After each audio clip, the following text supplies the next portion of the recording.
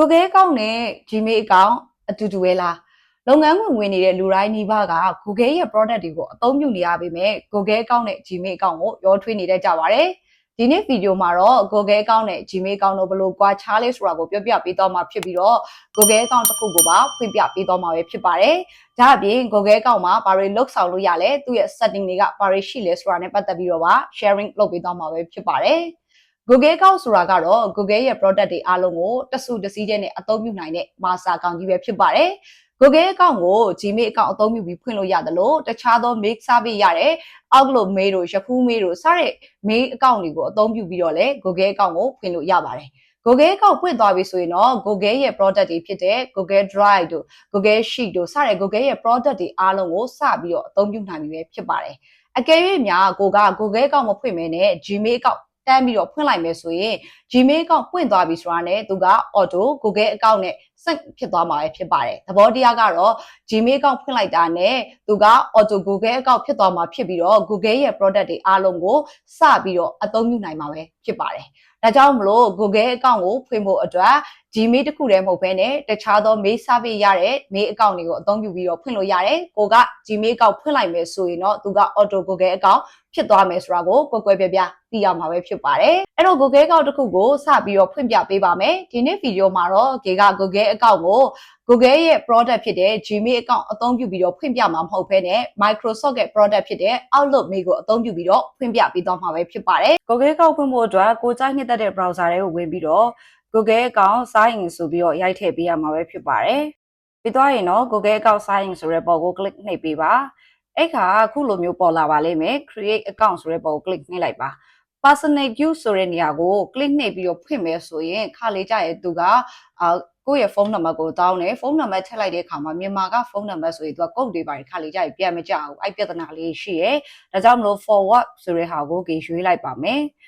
ပြီးရင်တော့ Google အကောင့်မှာကိုပေါ်ခြင်းတဲ့နာမည်ကိုထားလိုက်ပါမယ်။ဒါမှာ first name ရဲ့ last name ရဲ့ရိုက်ထည့်ပါမယ်။ next နှိပ်ပါမယ်။ပြီးရင်တော့မွေးနေ့နဲ့ channel ထည့်ပါမယ်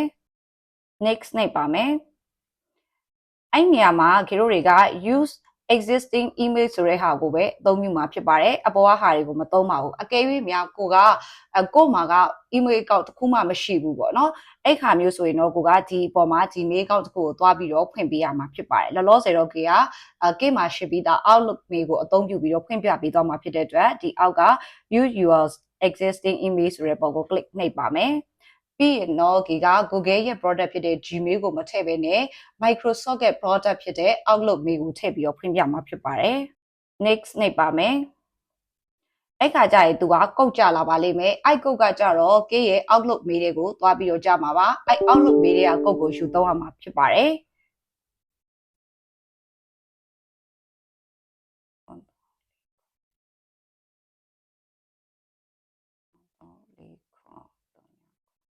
next နှိပ်ပေးပါမယ် password ထည့်တဲ့နေရာပေါ်လာပြီဆိုရင်ကိုကြိုက်တဲ့ password ပေါ့နော်ဒီ account အတွက်ကိုထားခြင်းတဲ့ password ကိုထည့်ပေးလိုက်ပါ next နှိပ်ပေးပါမယ်password ကိုကြီးစိတ်ထားတာပေါ့နော်အဲ့တော့ဖုန်းနံပါတ်ထည့်ရမယ့်နေရာပေါ်လာပြီပေါ့နော်အဲ့တော့ဖုန်းနံပါတ်ထည့်တဲ့ခါကျရင်ကိုယ့်ရဲ့မြန်မာဖုန်းနံပါတ်ကိုထည့်ပေးကြည့်ပါအရင်ဆုံးပေါ့နော်သူကုတ်ကြမကြကြည့်လိုက်ပါမယ်ခုပေါ်လာတဲ့ QR code ကိုကိုယ့်ရဲ့ဖုန်းနဲ့ scan ဖတ်လိုက်ပါအဲ့လို scan ဖတ်လိုက်တဲ့ခါကျရင် तू ဝင်ရမယ့် link လေးပေါ်လာတယ်အဲ့ပေါ် click နှိပ်လိုက်ပေါ့နော် click နှိပ်လိုက်တဲ့အချိန်မှာ तू ဖုန်းကနေပြီးတော့ဒီဖုန်းနံပါတ်နဲ့device တွေကို तू loading လုပ်ပြီးတော့စစ်နေပါလိမ့်မယ်အခါလေးကြရင် तू အဲ့လိုစစ်နေတဲ့အချိန်မှာ तू message တွေဝင်လို့ရတယ်ဆိုပြီးပြတယ်အဲ့ပေါ် click နှိပ်လိုက်တဲ့ခါကျရင် message ပို့ရမယ့်နေရာလေးပေါ်လာတယ်အဲ့တော့ကိုထည့်လိုက်တဲ့ဖုန်းနံပါတ်နဲ့အဲ့ तू ပြထားတဲ့ဝင်လာတဲ့ message လေးကိုတန်းပြီးတော့ click နှိပ်ပြီးတော့ပို့လိုက်ပေါ့နော်အဲ့လိုပို့လိုက်ပြီးွားပြီဆိုရင် तू loading လုပ်တာသူ့ဘက်သူလဲပြီးတော့confirm လုပ်ပေးလိမ့်မယ်အဲ့လို confirm ဖြစ်သွားပြီဆိုရင်သူကဒီလိုမျိုးလေးပေါ်လာလိမ့်မယ်ဖုန်းနံပါတ်ကိုကြော်လို့ရတဲ့နေရာလေးပါအဲ့လိုကြော်လို့ရတဲ့နေရာလေးပေါ်လာရင်တို့က skip ဆိုတဲ့ဟာလေးကို click နှိပ်လိုက်ပါအဲ့လိုနှိပ်ပြီးွားရင်တော့သူကရသွားပြီ next ဆိုတဲ့ဟာကိုဆက်နှိပ်လိုက်ပါပြီးသွားပြီဆိုရင်တော့အောက်ဆုံးထိဆွဲချပြီးတော့ I agree ဆိုတဲ့ဟာကိုနှိပ်ပေးလိုက်မယ်ဆိုရင်သူကကိုယ့်ရဲ့မြန်မာဖုန်းနံပါတ်မလို့ကုန်မကြပေမဲ့လည်းအဲ့ဖုန်းနံပါတ်ကိုကြော်ပြီးတော့မှဒီမှာ Google အကောင့်ပွင့်သွားပြီခေတို့တွေကဒီဟာနဲ့ပတ်သက်ပြီးတော့ business in Google ဆိုတာကကေဖွင့်ခဲ့တဲ့အချိန်တုန်းကကေက forward ဆိုပြီးတော့ရွေးခဲ့တယ်အဲ့မှာ for person နဲ့ရယ် for child ရယ် for work ဆိုပြီးတော့သုံးခုရှိရတဲ့ကနေပြီးတော့ for work လို့ရွေးခဲ့တဲ့အတွက်ကြောင့်မလို့သူက business ကိုခဲပါတန်းပြီးတော့ပွင့်တာအဲ့တော့ personal for personal လို့ရွေးတာနဲ့ for work လို့ရွေးတာဘာကွာလဲဆိုရင် for work လို့ရွေးမယ်ဆိုရင်သူကGoogle business account ဖွင့်လို့ရမယ်for personal ဆိုရင်တော့အဲ့ဒါမပါလာဘူးဒါပေမဲ့အဲ့ဒါဖွင့်ကျင်နေဆိုရင်လည်း setting ထဲမှာ for personal နဲ့ account ဖွင့်ခဲ့ပြီးတော့မှ setting ထဲမှာသွားပြီးတော့ချိန်ပြီးတော့ဖွင့်လို့ရပါတယ်เนาะအဲ့တော့ကေတို့ကဒီဟာမျိုးဖွင့်မလားဆိုပြီးတော့မေးတယ်အကဲမြောက်ကဖွင့်ကျင်နေဆိုရင်တော့ဒါလေးကို click နှိပ်ပြီးတော့ continue ဆိုတဲ့ဟာနှိပ်လိုက်မယ်ဆိုရင်တော့ဒီ business tools တွေရမှာပေါ့เนาะကိုယ့်ရဲ့ဒီ Google မှာကိုယ့်ရဲ့ business accountပွင့်မဲပြီးရင်သူ့ရဲ့ tools တွေရမယ်အကဲမြောက်ကမလိုချင်ဘူးဆိုရင်တော့ not now ဆိုပြီးတော့နှိပ်လိုက်လို့ရပါတယ်အဲ့တော့ကေကတော့မလိုသေးဘူးဖြစ်တဲ့အတွက် not now ဆိုတဲ့ဟာကိုကေနှိပ်လိုက်ပါမယ်အဲ့တော့ကေပေးထားတဲ့နာမည်အတိုင်းပွင့်သွားတယ်ဒါနဲ့ Google account ဆိုပြီးတော့ကေဖွင့်ခဲ့တာတော့ Outlook Mail ကိုအသုံးပြုပြီးတော့ဖွင့်ခဲ့တာဖြစ်တယ် Google account ပွင့်သွားပြီဖြစ်တဲ့အတွက်ကြောင့်မလို့ဒီညာဘက်တောင်းကနေပြီးတော့သွားပြီးတော့ကြည့်မယ်ဆိုရင်ဒီမှာ Google account ပွင့်သွားပြီသူ့ရဲ့ဘေးကအဆက်ကလေးတွေကိုနှိပ်လိုက်တယ်ဆိုရင်လည်း Google product တွေအားလုံးကိုတွေ့ရတယ်။ကေက Google product တွေကိုကိုယ်စိတ်ကြိုက်ယူပြီးတော့အသုံးပြုလို့ရပြီဆိုတာကိုတွေ့ရမှာဖြစ်ပါတယ်။ Google account ရဲ့ setting တွေနဲ့ပတ်သက်ပြီးတော့အသုံးပြုနိုင်ဖို့ overall ဆက်ပြောပြပေးပါမယ်။ဒီညာဘက်ပေါ်တော့မှာတွေ့နေရတော့ကေရဲ့ Google account ပေါ့နော်။ကေကဒီနောက်မှာပုံတွေပါထည့်ခြင်းတယ်ဆိုရင်ကင်မရာပုံလေးကိုနှိပ်ပြီးတော့ထည့်လို့ရတယ်။ဒါအပြင်ဒီအပေါ်မှာတွေ့နေရတာကတော့ Google account ဖွင့်ထားခဲ့တဲ့ email ပေါ့နော်။ကေကတော့ Outlook Mail နဲ့ဖွင့်တဲ့အတွက် Outlook ဆိုပြီးပေါ်နေရပါပြီးသွားရင်သူ့ရဲ့ဘေးနားမှာရှိတဲ့အဆက်လေးပေါ့အဲ့ဒါတော့ Google app ပါကေတို့အဲ့ပေါ် click နှိပ်လိုက်မယ်ဆိုရင် Google ရဲ့ product တွေကိုယူပြီးတော့အသုံးပြုလို့ရပြီကိုအသုံးပြုချင်တဲ့ product ပေါ်ကို click နှိပ်ပြီးတော့အသုံးပြုနိုင်မှာပဲဖြစ်ပါတယ်ပြီးတော့ကေတို့တွေကဒီဘက်မှာ home ဆိုတဲ့နေရာကို click နှိပ်ထားတဲ့အတွက်ဒီလိုမျိုးပေါ်နေတာဖြစ်တယ်အဲ့တော့ဒီနားမှာလာပြီးတော့ကိုယ့်ရဲ့ပုံထည့်ထားတယ်ဒါကတော့ကေဖွင့်တော့ကသုံးခဲ့တဲ့နာမည်ပေါ့နော်ဒီနာမည်ထားပေးပါဆိုတဲ့အတွက်ဒီနာမည်ပေါ်နေတယ်ပြီးတော့ကေရဲ့ Google account က Outlook Mail နဲ့ဖွင့်ခဲ့တဲ့အတွက်ဒီနားမှာ Outlook Mail ပေါ်နေတာဖြစ်ပါတယ်အကယ်၍များကိုကဒီ Google account အတွက်ဖုန်းနံပါတ်တွေဘာတွေထည့်ခြင်းလဲဆိုရင်ဒီနားမှာထည့်လို့ရတယ်ဒီနားမှာမထည့်ဘဲနဲ့နောက်ထပ်ထည့်လို့ရတဲ့နေရာတွေရှိပါတယ်အဓိကတော့ home စာမျက်နှာကဒီမှာပေါ်နေရပါနောက်တစ်ခုက wallet and subscription ပါအဲ့တော့ကေတို့တွေက Google account နဲ့ပတ်သက်ပြီးတော့ကတ်ပေါ့နော်ကိုယ့်ရဲ့ငွေပေးချေတဲ့ကတ်တွေထည့်ထားတဲ့ဒီနားမှာပေါ်နေမယ်လာပြီးတော့ထည့်ခြင်းလဲဆိုရင်ငွေပေးချေတဲ့ကတ်ဆိုင်ရာတွေကို app cap ဆိုပြီးနားမှာလာထည့်လို့ရတယ်ပြီးသွားတဲ့အခါမှာဒီနားမှာကေတို့တွေကဒီဝယ်ယူထားတဲ့ဟာတွေရှိရဒီ subscription တွေရှိရဆိုဒီနားမှာပေါ်နေလိမ့်မယ်မလိုချင်တဲ့ subscription တွေကိုဒီနားမှာ unsubscribe ပြန်ပြီးတော့လာလုပ်လို့ရပါတယ် personal info ဆိုတဲ့နေရာကတော့ကေတို့တွေကကိုယ့်ရဲ့ Google account နဲ့ပတ်သက်တဲ့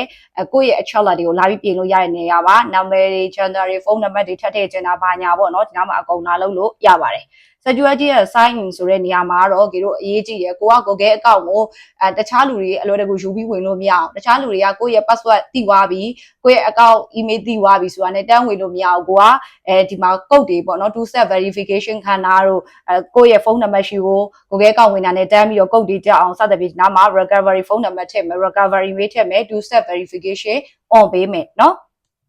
ပြီးသွားရင်ဆိုရင်တော့ Google password ဆိုတဲ့နေရာမှာကိုယ့်ရဲ့ password ကိုပြောင်းကျင်နေဆိုရင်ဒီ Google password ဆိုတဲ့နေရာမှာလာပြီးတော့ password အသစ်လာထည့်ပေးအောင်မယ် password တွေထည့်မယ်အဲ့ password တွေကိုနှစ်ခါရိုက်ထည့်လိုက်ရပါပြီเนาะပြီးရင် link app ဆိုတဲ့နေရာကကြတော့ဒီ Google account နဲ့ဝင်ထားတဲ့ sign in လုပ်ထားတဲ့တခြားapp တွေပေါ့ third party app တွေရှိရင်ဒီနားမှာလာပေါ်နေမှာပါဥပမာအနေနဲ့ကေက LinkedIn account ဖွင့်မယ် LinkedIn account ဖွင့်ဖို့အတွက်ကေတို့က Google account တစ်ခုလိုတယ်အဲ့ခါကျရင်ကေကဒီ Google account ကိုယူပြီးတော့ဖွင့်လိုက်မယ်ဆိုရင်ဒီနားမှာ LinkedIn လာပြီးတော့ပေါ်နေမှာပါအကယ်၍များကေတို့ကဒီ LinkedIn account ကြီးကိုမသုံးချင်တော့ဘူးဆိုရင်တော့ကေတို့တွေကဒီနားမှာလာပြီးတော့ unlink လုပ်ပလိုက်လို့ရတယ်ပေါ့နော်အဲ့ဒါဆို तू က